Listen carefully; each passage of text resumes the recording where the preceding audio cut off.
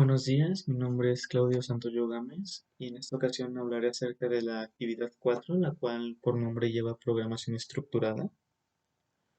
Para comenzar, hay que definir qué es la programación.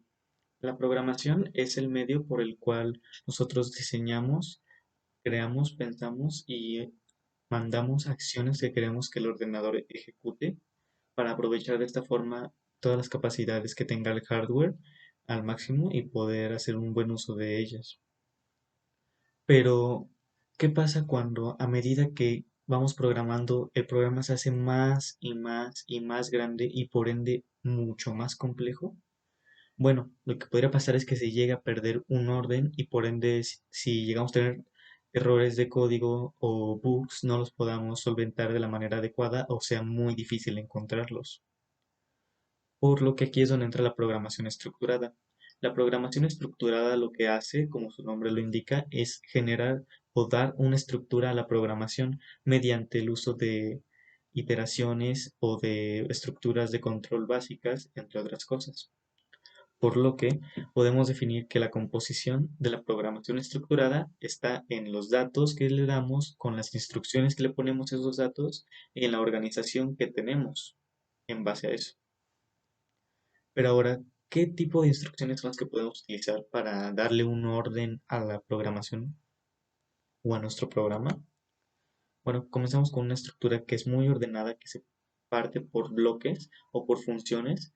Me refiero al partirla por bloques. Bueno, como se muestra en la imagen, tenemos una libretita grande, la cual nos simbolizará el programa completo, que se divide en otras libretitas que podrían de ser los bloques en los que vamos a dividir.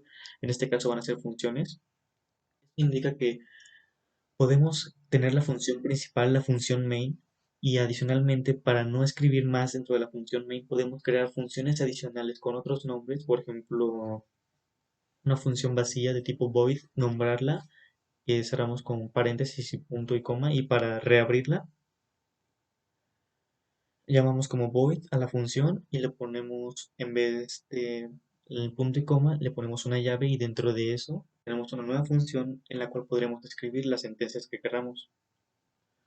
Una vez completado esto, cerramos con llave la función que hemos declarado y hemos escrito y regresamos a la función principal donde tenemos más código que ya hemos programado. Y entonces, en cierto punto, si requerimos de ciertas líneas de código específicas, podemos simplemente llamar a la función escribiendo su nombre con paréntesis, punto y coma, y entonces al momento de ejecutarlo, el programa trabajará de esta forma: línea de código, línea de código, línea de código, función.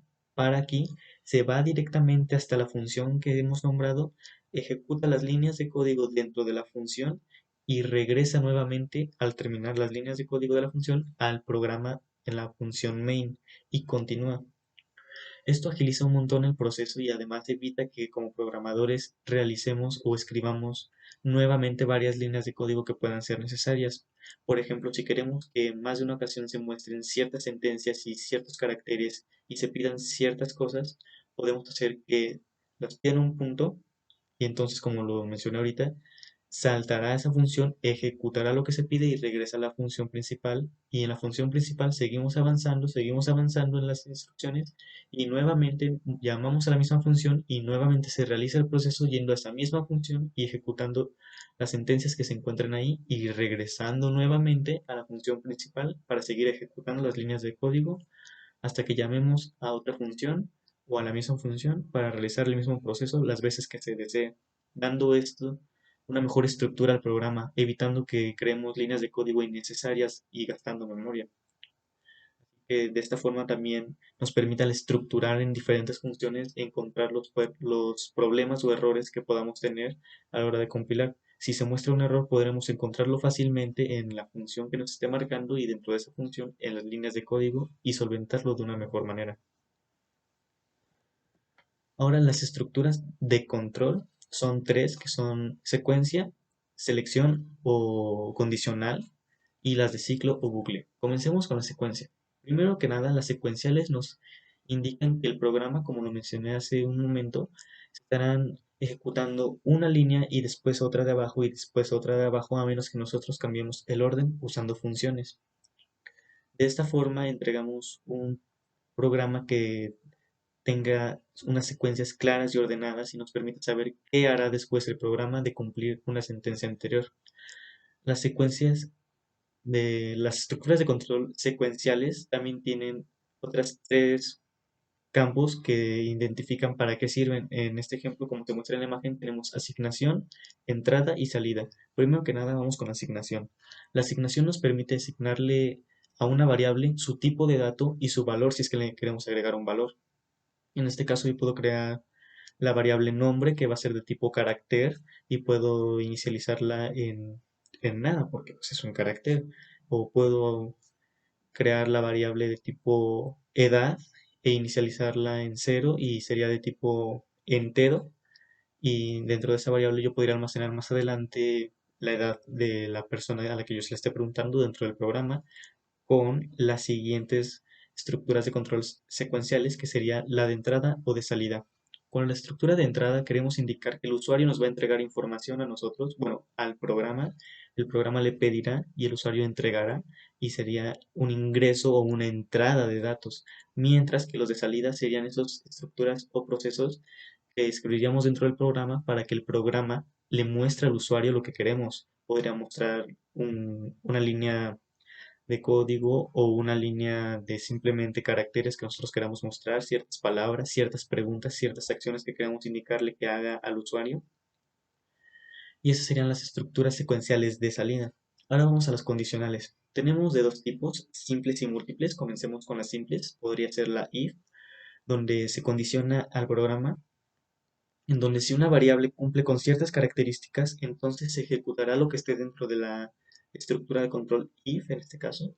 Si, por ejemplo, a es igual a 10 y a efectivamente es igual a 10, entonces se ejecutará dentro del if las sentencias que hayamos escrito. Pero si a es 9 o es 11, o sea, no se cumple la condición que le estamos poniendo al programa, entonces se saltará el if y esa parte del programa no será ejecutada porque A no valía 10.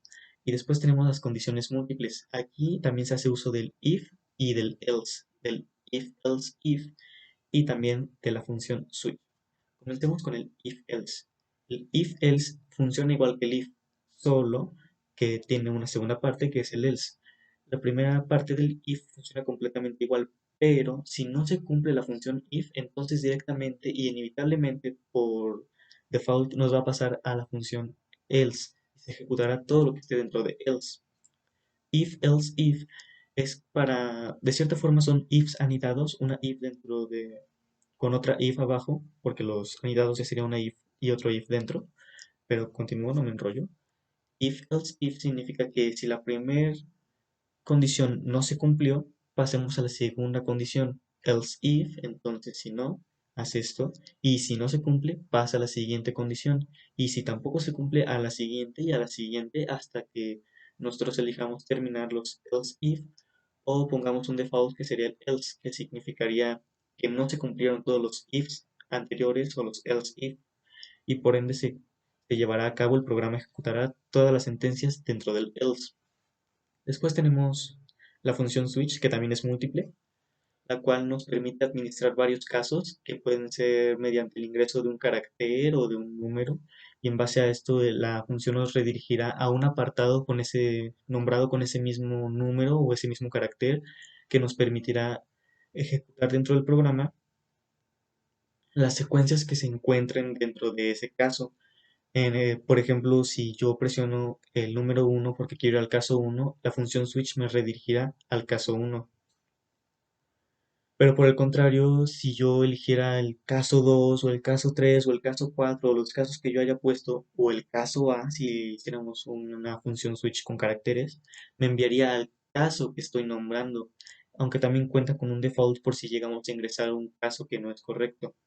Y ahí podríamos poner lo que queremos que se muestre si nos ingresó el caso correcto o existente.